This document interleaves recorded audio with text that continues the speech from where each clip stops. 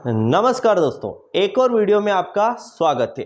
पिछले वीडियो में हमने देखा था एसएससी जीडी के मैथ्स और रीजनिंग के महत्वपूर्ण टॉपिक जो एग्जाम में बार बार पूछे गए थे। आज हम इस वीडियो में लेकर आए हैं हिंदी के महत्वपूर्ण टॉपिक जो एसएससी जीडी में पिछले वर्ष की जो एग्जाम हुई थी एसएससी जीडी की, उसमें इन टॉपिकों से अधिकतर प्रश्न पूछे गए थे। तो अगर आप भी एसएससी जीडी में फॉर्म फिल किए हो तो इन टॉपिकों को जरूर पढ़ के जाए। इन टॉपिकों से आप अच्छा खासा स्कोर कर सकते हो, क्योंकि इसमें जो हिंदी है वो बहुत ही इजी वाली हिंदी पूछी गई है। तो देखते हैं कौन कौन से टॉपिक है जो पूछे गए हैं। तो यहाँ पर सबसे पहले पर आता है पर्यायवाची। पर्यायवाची के हर शिफ्ट में पिछली बार एग्जाम हुई थी 1 से 2 नंबर, किसी में 1 का पूछा गया था, किसी में 2।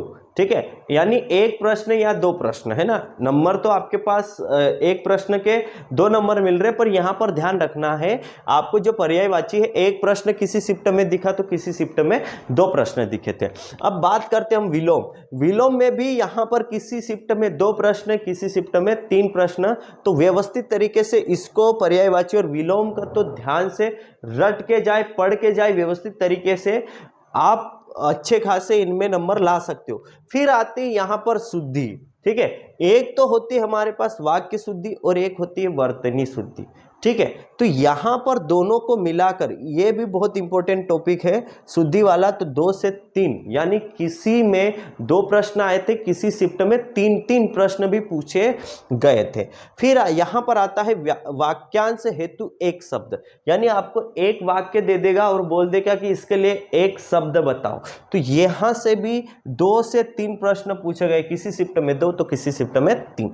फिर आता है रिक्त स्थान। यहाँ ध्यान रखना है, रिक्त स्थान में एक तो वाक्य नॉर्मल वाला रहेगा, वाक्य दे देगा और इसकी जगह कौन सा आएगा आपको फिल करना रहेगा।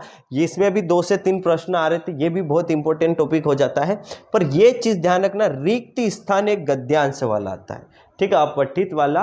ठीक है, तो उसमें 5 प्रश्न पूछे जाते हैं। तो इसको थोड़ा ध्यान देना है आप लोगों को, क्योंकि आपको एक गद्यांश दे देगा और वहीं से आपको रिक्त स्थान दे देगा। तो वहां पर आपको शब्द विकल्प चुनना रहेगा कि इसमें कौन सा बैठेगा। तो ये चीज ध्यान रखना, रिक्त स्थान एक नॉर्मल वाला रहेगा और एक रिक्त स्थान आपका गद्यांश अपठित वाला रहेगा।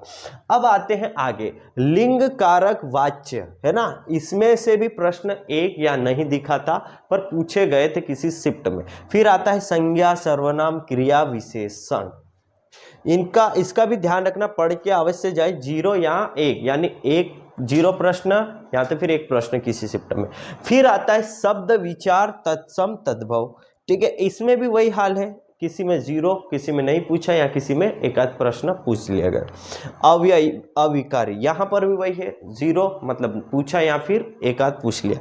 मुहावरे, लोकोक्ति। ठीक है, अब यहाँ पर भी 1 से 2 नंबर के प्रश्न, मतलब 1 प्रश्न आ रहा था या फिर 2 प्रश्न। इस तरह से ये टॉपिक है, इनको तो आप व्यवस्थित तरीके से ही पढ़ के जाए अगर आप स्कोर करना चाहते हो जीडी में तो। क्योंकि हिंदी में बच्चे जो रहते हैं पूरे 25 के, जैसे आपके पास 20 प्रश्न आएंगे, हिंदी के पूरे 20 की 20 प्रश्न बच्चे कर लेते हैं और उसमें 40 में से 40 नंबर ले आते हैं। हिंदी में एक ऐसा ये विषय है।